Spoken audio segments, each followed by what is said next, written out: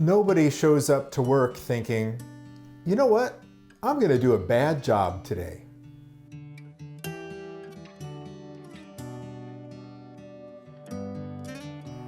An employee doesn't join a company with the plan to underperform, right? In the beginning, we all show up day one, ready to go, 100% engaged, fully motivated.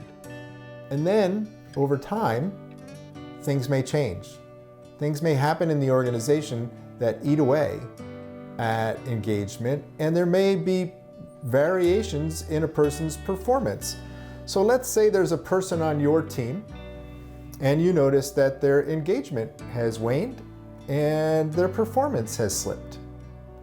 Now, the easiest thing for you to do would be to jump to the conclusion that, oh, there's something wrong with Jane or there's something wrong with John, right? That's the wrong question, right? We want to start with, we hired them for a reason. What's in their way, right? That the employee isn't the problem. The employee's performance is a sign that a problem exists. So our job is to be curious. What's in the way? And there's really always only 4 reasons why there may be a variance in performance. So let's look at them, right? The first one is that something might be missing for the person. I had an opportunity many years ago to have some wonderful conversations with a gentleman I considered a mentor. His name was Arie de Hoos. He was an executive at Royal Dutch Shell. He wrote a fantastic book called The Living Company. And in The Living Company, Arie asserted that the job of leaders is to create the conditions in which people can voluntarily give their best. So your first starting point is what might be missing for this person, right? Are the conditions there for them to succeed? Is there a gap for them in understanding the team's shared goals and objectives, or their role and responsibilities? Have you provided clear communication to them? Is there a resource shortage or a dysfunctional process that may be hindering them making their best contribution and performing the way that you would like them to? So be curious about the external possible causes for the performance variance before moving to it's something with Jane or something with John. So let's say that you've looked at it and they know what the team's shared goals are and objectives are, they know their role and responsibility, they have all the resources. Maybe then the second possible reason is that they've just hit a wall, that they have a certain amount of knowledge, a certain amount of skill, but they're stretched in this role they've hit a limit, right? They've hit the edge of their competence or confidence. And so if that's the reason, it's your role as a leader to teach and mentor and coach to help them expand their knowledge, to develop their skill, to make that circle of confidence and competence bigger for them. So coaching for performance then becomes part of your job. If they've hit a wall, help them move the wall farther out.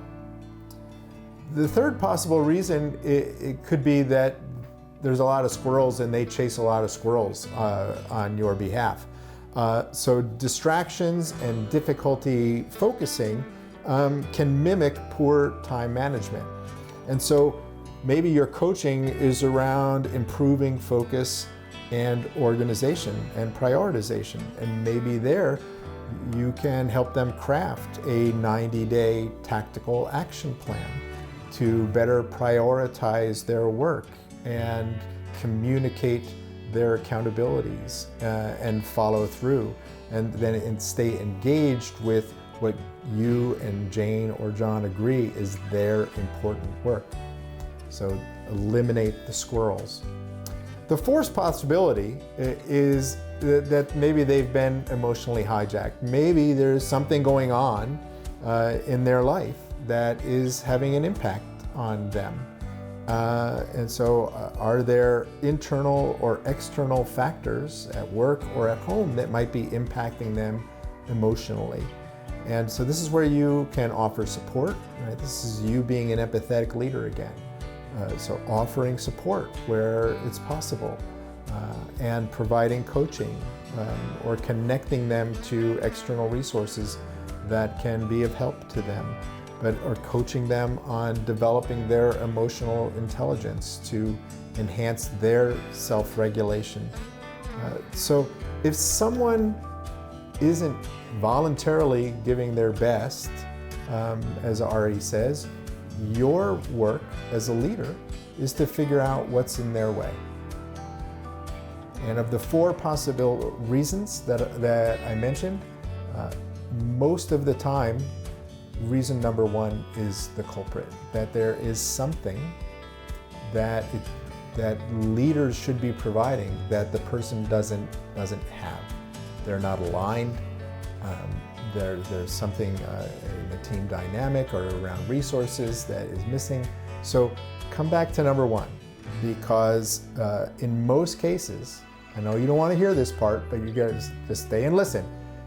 Low engagement and underperformance in many cases is due to the manager's behavior and the practices and the style and the level of engagement, the way that the manager engages with the person. So we have to own that as leaders, that we create the conditions that enable people to engage, voluntarily give their best all the time. So regardless of the reason, it falls on you to create the conditions where somebody can voluntarily give their best.